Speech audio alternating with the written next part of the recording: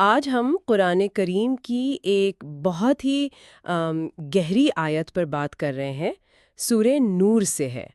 اللہ نور السماوات والارض، یعنی اللہ آسمانوں اور زمین کا نور ہے۔ ہمارے پاس کچھ مواد ہے، اس پر تفسیر بھی ہے اور کچھ مکالمے کی شکل میں وضاحتیں بھی ہیں۔ تو آج کوشش کریں گے کہ اس آیت کے معنی کو ذرا گہرائی میں سمجھیں۔ تو پہلا سوال جو فوراً ذہن میں آتا ہے، اور ہمارے ذرائع میں بھی یہ بات اٹھائی گئی ہے، کہ اگر اللہ نور ہے تو یہ کیسا نور ہے؟ کیا یہ سورج جیسا ہے، یا جیسے گھر میں چراغ جلتا ہے وہ والی روشنی؟ جی، یہ بہت اچھا سوال ہے اور بہت اہم نکتہ بھی۔ جو تحریریں ہم دیکھ رہے ہیں وہ بالکل واضح کرتی ہیں کہ یہاں وہ روشنی مراد نہیں ہے جسے ہم اپنی آنکھوں سے دیکھتے ہیں۔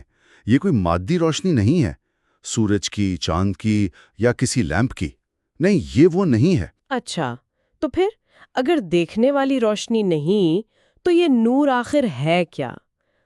کیسے سمجھیں اسے؟ دیکھیں، یہ اصل میں ایک آپ کہہ لیں مانوی نور ہے، روحانی نور ہے، اور اس کی کئی شکلیں ہیں۔ ایک تو یہ کہ یہ ہدایت کی روشنی ہے جو دلوں کو راستہ دکھاتی ہے، صحیح کیا ہے غلط کیا ہے اس کی تمیز دیتی ہے۔ صحیح، ہدایت۔ جی، اور دوسرا یہ علم کا نور ہے، جو جہالت ہوتی ہے نا، شک و شبہ ہوتا ہے، اس کے اندھیروں کو یہ دور کرتا ہے، چیزوں کو واضح کرتا ہے۔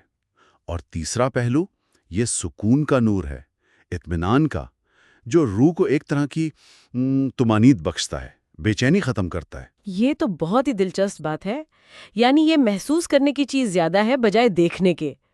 لیکن وہ جو ذرائع میں کائنات کی مثالیں ہیں، آسمان، ستارے، سورج کی روشنی، ان کا کیا تعلق بنتا ہے پھر اس اندرونی نور سے؟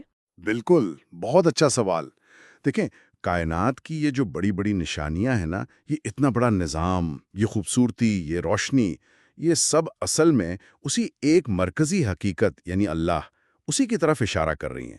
یہ ظاہری روشنیاں، یہ وسیع آسمان، یہ ہمیں سوچنے پر مجبور کرتے ہیں کہ ان سب کے پیچھے وہ اصل حقیقی نور کون ہے جو ان سب کا خالق ہے۔ اچھا، تو گویا کائنات ایک اشارہ ہے؟ جی، ایک طرح سے آئینہ کہہ لیں جس میں اس حقیقی نور کا عکس نظر آتا ہے۔ لیکن اہم بات وہی ہے کہ اس اصل نور کو پہچاننے کے لیے آنکھ کافی نہیں ہے، دل کی بصیرت چاہیے۔ دل کی بصیرت؟ جی، یہ وہ روشنی ہے جو اندر کے اندھیروں میں راستہ دکھاتی ہے۔ جیسے اب سوچیں، گہری تاریکی ہو اور ایک چھوٹا سا چراغ جل رہا ہو، وہ کیسے راستہ دکھاتا ہے؟ یہ کچھ ویسی چیز ہے۔ یعنی کائنات کی ظاہری چیزیں ہمیں اس اندرونی نور کی طرف، وہ جو ہدایت اور علم والی روشنی ہے، اس کی طرف توجہ دلاتی ہیں۔ تو کیا یہ نور صرف ہمارے اندر، ہمارے احساسات تک ہی رہتا ہے، یا اس کا کوئی باہر بھی اثر ہوتا ہے؟ نہیں، صرف اندرونی احساس تک محدود نہیں۔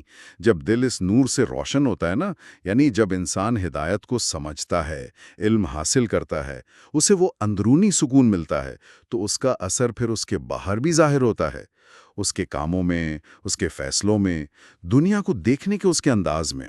وہ اندرونی روشنی اسے بہتر کام کرنے کی طرف لے جاتی ہے، انصاف کرنے کی، علم پھیلانے کی۔ اچھا۔ تو اس طرح وہ نور جو دل میں روشن ہوا، وہ فرد کے ذریعے آپ کہہ لیں آسمانوں اور زمین، یعنی اس کی پوری زندگی اور اس کے ماحول کو متاثر کرتا ہے۔ یہ ایک فعال قوت ہے۔ تو گویا یہ آیت صرف اللہ کی تعریف نہیں، بلکہ ایک طرح سے انسان کے لیے ایک دعوت بھی بن جاتی ہے کہ وہ اس نور کو پہچانے اور اسے اپنائے۔ یقیناً بات صرف یہ نہیں کہ اللہ نور ہے، بلکہ یہ کہ وہ تمام ہدایت کا، تمام علم کا، تمام سکون کا، تمام حقیقت کا سرچشمہ ہے۔ یہ وہ اصل ہے جس پر کائنات قائم ہے، اور جس سے انسان کو سکون ملتا ہے۔ بالکل۔ جب ذرائع میں کہا گیا نا کہ یہ نور ہدایت ہے، سکون ہے، زندگی ہے، تو اس کا مطلب یہی ہے کہ یہ کوئی بس خیالی بات نہیں، بلکہ یہ کائنات کی وہ بنیادی حقیقت ہے جس سے جڑ کر ہی اصل زندگی، بامانی زندگی ملتی ہے۔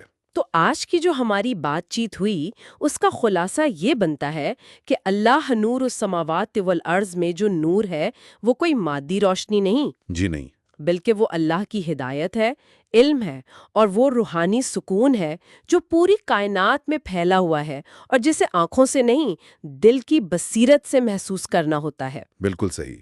اور یہ وہ روشنی ہے جو نہ صرف ہمیں اندر سے رہنمائی دیتی ہے بلکہ ہمارے عمل کے ذریعے باہر کی دنیا پر بھی اثر ڈالتی ہے۔ صحیح، یہ وہ نور ہے جو پوری زندگی کو روشن کر سکتا ہے، اسے ایک سمت، ایک مقصد دے سکتا ہے۔ بالکل۔ آخر میں ایک بات سوچنے کے لیے چھوڑتے ہیں، اگر ہم یہ جو کائنات کی بڑی بڑی نشانیاں ہیں ان کے علاوہ اپنی روزمرہ کی زندگی میں دیکھیں، چھوٹی چھوٹی چیزوں میں، جیسے کوئی مشکل بات چیت ہو، کوئی عام سا کام کر رہے ہوں یا لوگوں سے مل جل رہے ہوں، ان لمحوں میں اگر ہم اس اندرونی نور کو، یعنی صحیح ہدایت اور سکون کو تلاش کرنے کی کوشش کریں اور اس کے مطابق چلیں، تو اس سے ہماری زندگی کا تجربہ کیسے بدل سکتا ہے۔